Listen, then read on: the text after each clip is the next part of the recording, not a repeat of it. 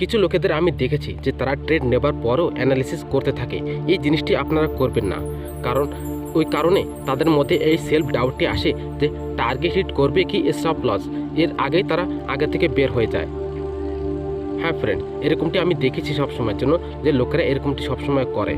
আপনার এই ভুলটি করলে হবে না। একজন প্রফেশনাল ট্রেডার সেই হয় যে নিজের প্রসেসটিকে ফলো করে, নাকি প্রফিটটিকে। যদি আপনি প্রফিটের পেছনে সবসময় দৌড়ান তাহলে প্রফিট আপনার কাছে কোনো সময় আসবে না। প্রফিটের জন্য আপনাকে পেশেন্সলি ওয়েট করতে হবে। হ্যাঁ ফ্রেন্ড, এরকমটি কোনো দিন হবে না, কিন্তু আপনি যদি প্রসেসটিকে ফলো করেন তাহলে ডেফিনেটলি আপনার পয়সা উপার্জন হবে।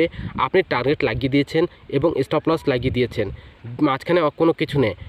হয়তো স্টপ লস হিট হবে বা টার্গেট হিট হবে, যে কোনো একটি হবে। যে অ্যানালিসিস করবেন সেটি ট্রেড নেবার আগে করুন।